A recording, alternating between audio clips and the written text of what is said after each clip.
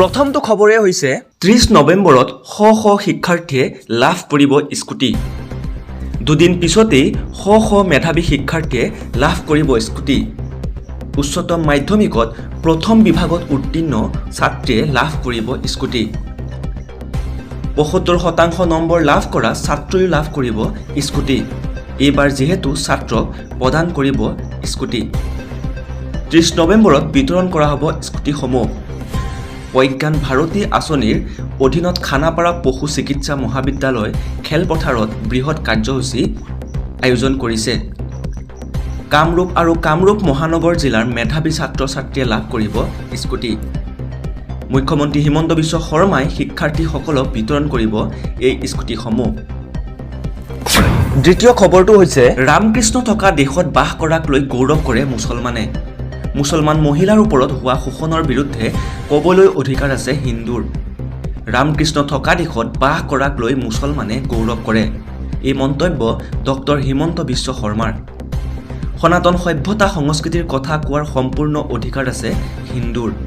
হিন্দুৱে সনাতন সভ্যতা সংস্কৃতিৰ কথা কোৱাত সমস্যা ক'ত বুলি প্ৰশ্ন কৰে ডক্টৰ হিমন্ত বিশ্ব শৰ্মাই। হিন্দুৰ গৌৰৱগাথা ক'লে অনুপ্ৰেৰণাহে পায় মুছলমানসকলে। ভাৰতবৰ্ষ হিন্দু সভ্যতাৰ এখন দেশ। হিন্দু সভ্যতাৰ এই দেশক লৈ মুছলমানেও গৌৰৱ কৰে বুলি মন্তব্য কৰে বাৰে বাৰে। গুজৰাটত মুখ্যমন্ত্ৰী হিমন্ত বিশ্ব শৰ্মাৰ এই মন্তব্য। আমাৰ হাতত আহি পৰিছে হিমন্ত বিশ্ব শৰ্মাৰ কিছু মন্তব্যৰ ভিডিঅ'। उसमें समस्या क्या है? उसमें समस्या क्या है? क्या हिंदू को अधिकार नहीं है एज ए पॉलिटिकल शक्ति बात करने का? क्या ओवैसी क्या ही वो अधिकार है क्या पोलराइज करने का? हमें भी ये अधिकार है कि भारत में आप सनातन संस्कृति का बात करो, भारत में आप भी हिंदू का अस्मिता का बात करो, और साथ साथ में मुसलमान समाज में जो महिलाओं का ऊपर शोषण हो रहा है उनका खिलाफ भी बात करो। तो ये क्या हिंदू का अधिकार नहीं है कि हिंदू का गौरव गाथा को बोलने का कि हमारा देश में राम था, हमारा देश में कृष्ण था? आप क्यों सोचता है कि हिंदू का गौरव गाथा बोलने से देश पोलराइज हो जाता है? कोई सारा मुसलमान हिंदू का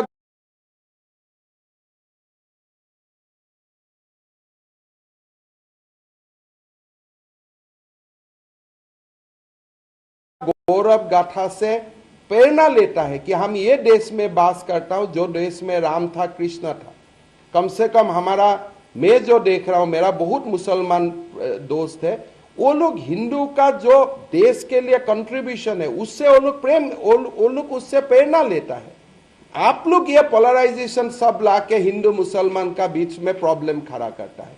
ये देश हिंदू सिविलाइजेशन है, सनातन सिविलाइजेशन है, और मुसलमान को भी इससे गर्व है। তৃতীয় খবৰটো হৈছে দিল্লীৰ মুখ্যমন্ত্ৰী অৰবিন্দ কেজৰিৱালক শিলেৰে নিক্ষেপ কৰা হৈছে। বিজেপিৰ বিৰুদ্ধে অভিযোগ। আৰু এনে ঘটনা সংঘটিত হোৱাৰ বাবে অৰবিন্দ কেজৰিৱালে বিজেপিৰ বিৰুদ্ধে অভিযোগ দাখিল কৰিছে। গুজৰাটৰ নিৰ্বাচনী ৰেলীৰ মাজতেই এই অঘটন। বিজেপি কৰ্মকৰ্তাৰ বিৰুদ্ধে কেজৰিৱালক শিল নিক্ষেপৰ অভিযোগ। শিল নিক্ষেপৰ ঘটনাৰ পিছতেই কেজৰিৱালৰ প্ৰতিক্ৰিয়া।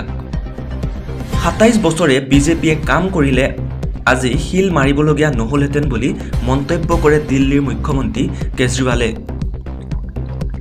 পুনৰকৈ ৪ দিন পূৰ্বে বিজেপিৰ নেতাই কৈছিল কেজৰিৱালৰ চকু ফুটাই দিয়াৰ কথা। আৰু এতিয়া কেজৰিৱালৰ ভৰি ভাঙি দিয়াৰো কথা কৈছিল বিজেপিয়ে।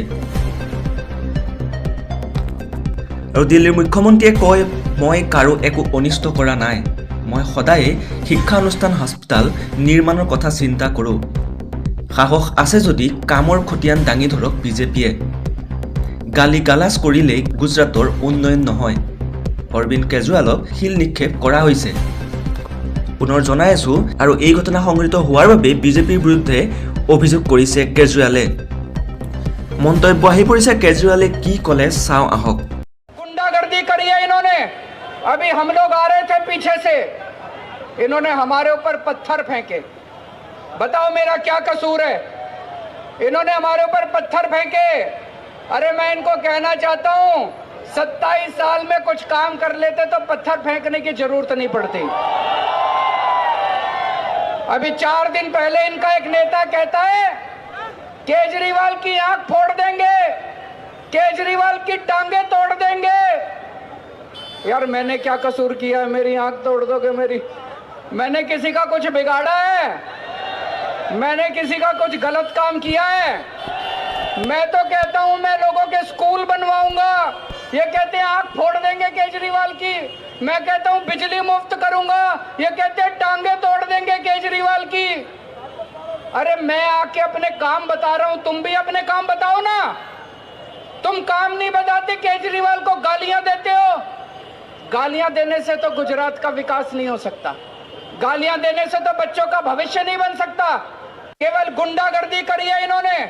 अभी हम लोग आ रहे थे पीछे से। প্ৰিয় দৰ্শকসকল, এনেধৰণৰ আৰু বহুতো খবৰ আছে, গতিকে ভিডিঅ'টো শেষৰলৈকে চাওক। আমি পৰিৱেশন কৰা প্ৰতিটো খবৰ যাতে পোনপ্ৰথমে পায় তাৰ বাবে আমাৰ চেনেল ছাবস্ক্ৰাইব কৰি চেনেলটোত একোটাকৈ লাইক কৰি চেনেলটোৰ বেল আইকনটো ক্লিক কৰি দিব একেবাৰে নাপাহৰিব। আহকচোন বাতৰিৰ মাজৰ অংশলৈ আগবাঢ়ো। চতুৰ্থ খবৰটো হৈছে বৈদ্যুতিক খুঁটাত সোমাল বিমান, আন্ধাৰত ডুব গ'ল সমগ্ৰ অঞ্চল। দেওবাৰে নিশা এই বিমান দুৰ্ঘটনা সংঘটিত হয় আমেৰিকাৰ মেৰিলেণ্ডত। সৰু বিমানখনে হঠাতে আহি খুন্দা মাৰে বৈদ্যুতিক খুঁটাত। বিমানখনত আছিল 2জনকৈ ব্যক্তি। দুৰ্ঘটনাৰ পাছতেই 90,000 ঘৰত বন্ধ হৈ পৰে বিজুলী। স্থানীয় প্ৰশাসনৰ তৎপৰতাত সুৰক্ষিত অৱস্থাত উদ্ধাৰ হয় 2 যাত্ৰী। কিন্তু এই পৰ্যন্ত জানিব পৰা হোৱা নাই কি কাৰণত এই দুৰ্ঘটনা সংঘটিত হ'ল।